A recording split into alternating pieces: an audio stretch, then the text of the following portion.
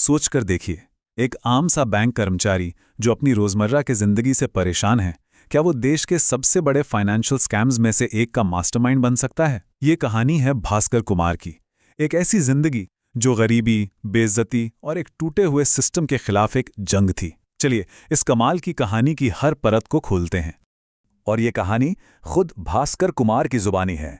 मतलब हम सब कुछ सीधे उसके नजरिए से देखेंगे। लेकिन एक बात है, ये कोई सीधी साधी कहानी बिल्कुल नहीं है। ये एक ऐसे सफर पर ले जाएगी जहां हर मोड़ पर कुछ नया, कुछ अनएक्सपेक्टेड मिलेगा। लेकिन इस कहानी को समझने का तरीका थोड़ा अलग है।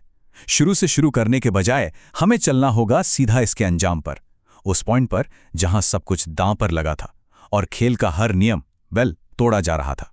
तो चलिए शुरू करते हैं। जरा इमेजिन कीजिए, एक बंद कमरा, हवा में इतना टेंशन कि आप उसे काट सकते हैं। एक तरफ है सीबीआई, इंडिया की सबसे बड़ी इन्वेस्टिगेशन एजेंसी, और दूसरी तरफ एक अकेला बैंक कर्मचारी भास्कर। वो पूरी तरह से घिरा हुआ है और हर सवाल एक जाल की तरह उसकी तरफ फेंका जा रहा है। तो सवाल उठता है कि भास्कर पर आखिर इल्जाम क्या थे? देखिए, बैंक फंड का मिसयूज, सिक्योरिटी फ्रॉड और फर्जी बैंक रसीदों का पूरा खेल। और ये सिर्फ इल्जाम नहीं थे, ये एक ऐसा कलंक था जो एक बैंकर के करियर को हमेशा हमेशा के लिए बर्बाद कर सकता था। और यही तो इस पूरी कहानी का सबसे बड़ा सवाल है।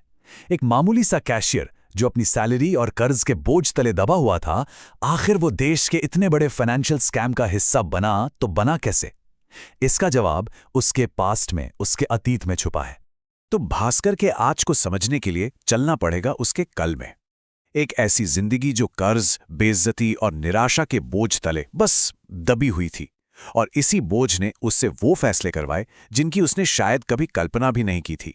भास्कर पर फाइनेंशियल प्रेशर कितना ज्यादा था, ये चार्ट बिल्कुल साफ साफ दिखाता है। सोचिए, महीने की सैलरी थी सिर्फ 6,000 रुपए, और उसके ऊपर बैंक लोन पूरे 36,000 का। मतलब उसकी कमाई और कर्ज के बीच एक इतनी गहरी खाई थी जिसे भरना नेक्स्ट टू इम्पॉसिबल लग रहा था। एक तरफ तो पैसों की तंगी थी और दूसरी तरफ सेल्फ रिस्पेक्ट पर जो चोट लगी वो अलग। जब उसे प्रमोशन के लिए इग्नोर किया गया और बॉस ने सबके सामने उसकी बेइज्जती की, तब उसके अंदर ना जैसे कुछ टूट सा गया। और बस यही वो मोमेंट था जिसने उसे एक ऐसे रास्ते पर धकेल दिया जहां से लौटना नामुमकिन था। तो भास्कर जो भी कर रहा था, उसके पीछे असली वजह क्या थी? इसका जवाब उसकी पत्नी सुमति के इन शब्दों में है। मतलब वो सिर्फ पैसा नहीं चाहता था, वो अपने परिवार के लिए सम्मान चाहता था, स्वाभिमान चाहता था, एक ऐसी चीज जो आखिरकार पैसे से भी कहीं ज्यादा कीमती होती है। और बस यहीं से भास्कर ने क्राइम की दुनिया में अपना पहला कदम रखा।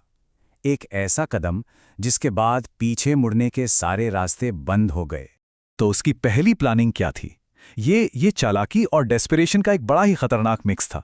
प्लान सिंपल था, बैंक के 2 लाख रुपए यूज करके पोर्ट पर फंसे हुए टीवी छुड़ाना, उन्हें स्पेयर पार्ट्स बताकर इंपोर्ट करना ताकि टैक्स बच जाए, टीवी बेचकर तगड़ा मुनाफा कमाना, और इससे पहले कि किसी को पता चले बैंक के पैसे वापस रख देना। रिस्क बहुत बड़ा था, लेकिन एक हारे हुए इंसान के लिए यह रिस्क नहीं, एक मौका था।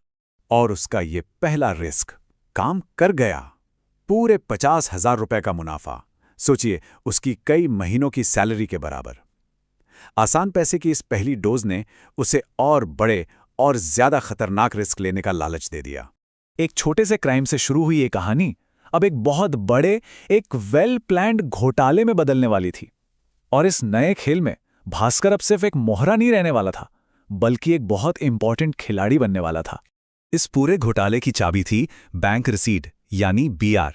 अब ये बीआर क्या चीज है? बिल्कुल आसान शब्दों में समझें तो ये एक बैंक का दूसरे बैंक को दिया हुआ एक शॉर्ट टर्म लोन होता है, और इस डील को बीच में एक ब्रोकर मैनेज करता है। और बस सारा खेल यहीं से शुरू हुआ। अब घोटाला हो कैसे रहा था, इसको समझना जरूरी है। देखिए, नियम के हिसाब से होना क्या चाहिए था।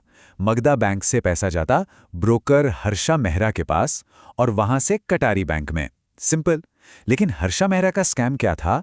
वो मगधा बैंक से पैसा लेता था, पर उसे कटारी बैंक भेजने के बजाय गैर कानूनी तरीके से स्टॉक मार्केट में लगा देता था, और वहां से कम टाइम में करोड़ों का मुनाफा कमा रहा था। और यहीं पर कहानी में आता है सबसे बड़ा ट्विस्ट। जब भास्कर को इस पूरी धोखाधड़ी का पता चला, तो उसने इसे रोकने की कोशिश नहीं की, बल्कि उसने इसे अपने लिए एक मौका बना लिया। उसने अपनी खामोशी की कीमत लगाई, घोटाले में पूरा 1% का हिस्सा। और ये कोई छोटा मोटा घोटाला नहीं था, हम बात कर रहे हैं 100 करोड़ रुपए की। 100 करोड़। भास्कर अब एक ऐसे खेल का हिस्सा बन चुका था जहां दांव पे सिर्फ पैसा नहीं बल्कि उसकी जिंदगी लगी हुई थी। जब भास्कर को रियलाइज हुआ कि वो एक ऐसे जाल में फंस चुका है जिससे निकलना ऑलमोस्ट इम्पॉसिबल है, तब उसने अपना आखिरी और सबसे बड़ा दांव खेला। एक ऐसी प्लानिंग जिसने पूरे खेल के नियम ही बदल कर रख दिए। भास्कर का आखिरी हफ्ता, उसकी चालें देखिए।